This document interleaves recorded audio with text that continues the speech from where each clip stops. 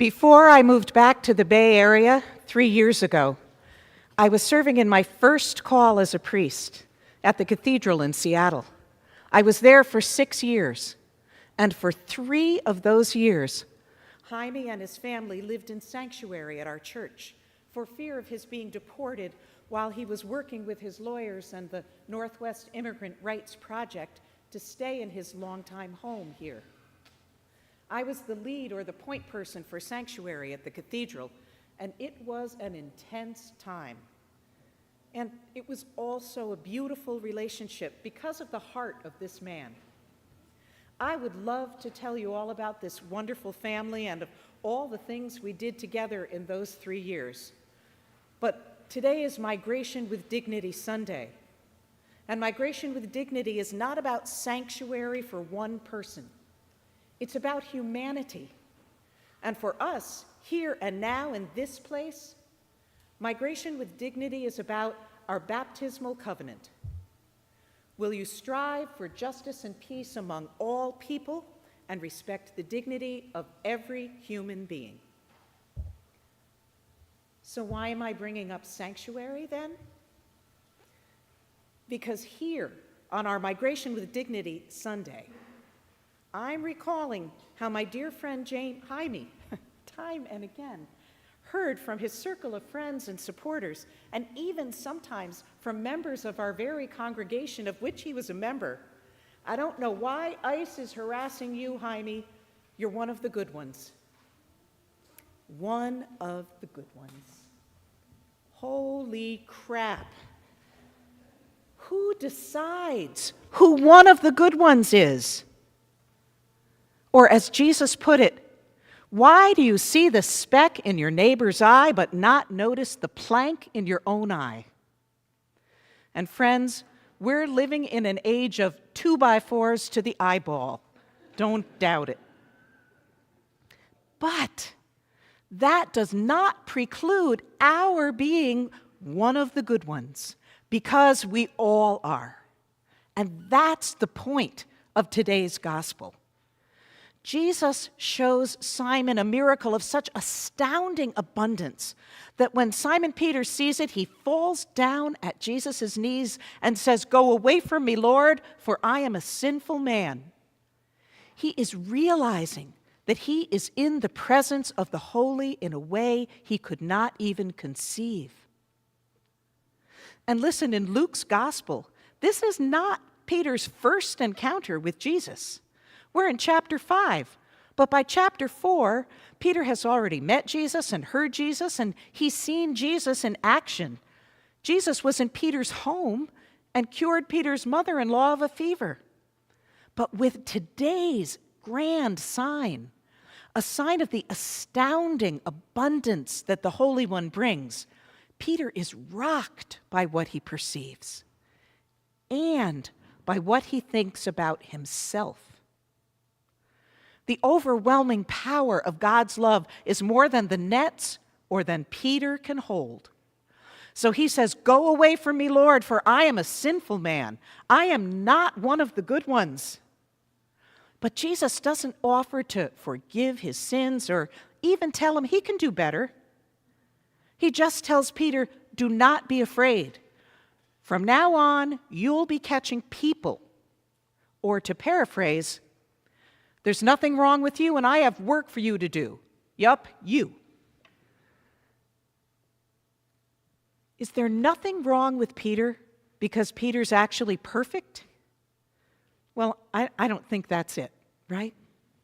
Peter even calls himself a sinful man. He feels himself unworthy to be with Jesus. It's not about perfection. It's about a sense of worthiness. The Bible has quite a few others who have felt unworthy of the call, like Moses, who hid his face by the burning bush, and Isaiah, whom we've been reading in this whole Epiphany season, and who said today, "Woe is me, I am a man of unclean lips." And yet, consider the powerful role that both of them played in salvation history. They didn't feel worthy, but I guess they were each one of the good ones, huh? How good do you have to be one of the good ones? I hear the words of Psalm 103. He will not always accuse, nor will he keep his anger forever. He does not deal with us according to our sins, nor repay us according to our iniquities. Because we're loved. We're loved enough for Jesus to come among us for us, even though we're not perfect. I have been overwhelmed with this poem by the 15th century Indian mystic Kabir, asking, what kind of God? It feels so current, though it was written more than 500 years ago. Kabir wrote, what kind of God would he be if a leaf's prayer was not as precious to creation as the prayer his own son sang from the glorious depth of his soul for us? And what kind of God would he be if the vote of millions in the world could sway him to change the divine law of love that speaks so clearly with compassion's elegant tongue, saying, eternally saying, all are forgiven. Moreover, dears, no one has ever been guilty. Now, Kabir was a mystic. He was completely immersed in and consumed with his experience of the love of God. And so that's the language that he speaks. We Western Christians, we come from a Judeo-Christian tradition of the language of empire, and so language of an authoritarian God, a judge on a throne. And of course, we experience the love of God. We experience it profoundly. And absolutely, there are Jewish and Christian mystics. There are all kinds of mystics, even among us today, even right here in this church, I have no doubt. But the language and theological writing we've inherited as cultural Christians echoes Peter. I'm not perfect. In fact, that means I'm bad. And so I am not worthy. Which tragically leads us all too readily to, and neither is that guy who doesn't look like the ones I consider the good ones. Of course, we do things wrong. And there are things that are wrong. And there are things that need reconciliation. There are times we need to ask and do what is needed for forgiveness. But again, in the gospel, when Peter demurs as a sinful man, Jesus doesn't talk about sin. He just tells Peter, don't be afraid. You are still the guy. You, Peter, a self-proclaimed man, are the one called to be a fisher of people. Because in God's eyes, called is not the same thing as worthy. God is not sitting on a throne like a judge, measuring our worth. God created us in love. That's our worth. God is loving us and calling each of us, all of us, yes, to be better, to the good he created all the time. Calling.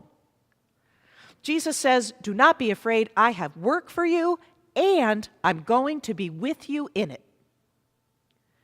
You, not someone more worthy than you, I am with you. You, Peter, the guy who's just a fisherman, the one to whom I'm shortly going to have to say, get thee behind me, Satan. I hope Jesus hasn't had to say that to me, but I don't know. The one who sinks into the water with little faith, the one who's going to deny me 3 times. You, Peter, you're the rock on which I will build my church. It's so comforting. And so how about you? You too are the one who is called to be Jesus' disciple today. You are the one who can stand up as a follower of Jesus' teachings today. You are the one called to be an ally to people who are facing oppression today. You are the one who can speak truth to power. You are the one who can say all of God's children are the good ones. because that's what Jesus showed us when he called Peter today. Who, me? You might ask. How many times in our lives have we asked that question, especially when a task is important or daunting? And how many times has the feeling inside been, please, not me, I'm not the good one for that? But we're Christians, friends. We are good for this, even in these disturbing times. We follow Jesus.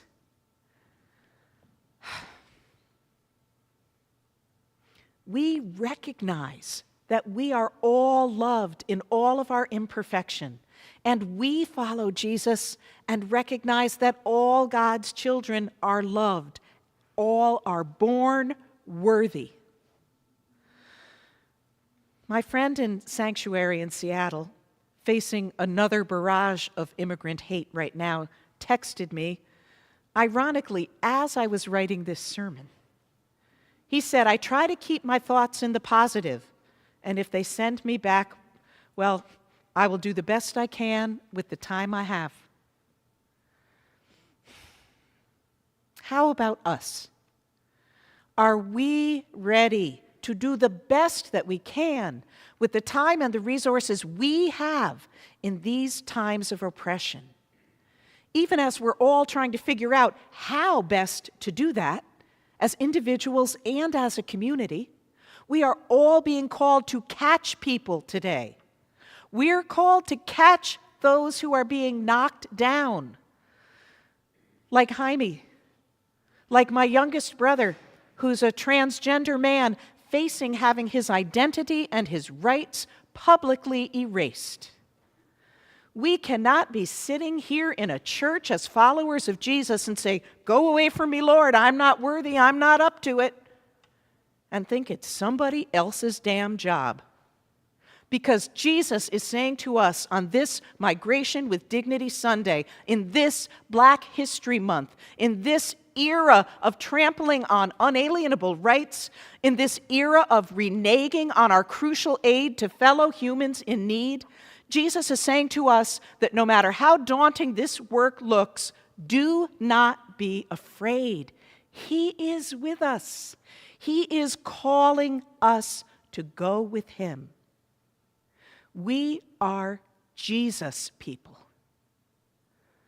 And what kind of a God would he be if the vote of millions in the world could sway him to change the divine law of love? We go forth today on the last line of today's gospel. They left everything and followed him.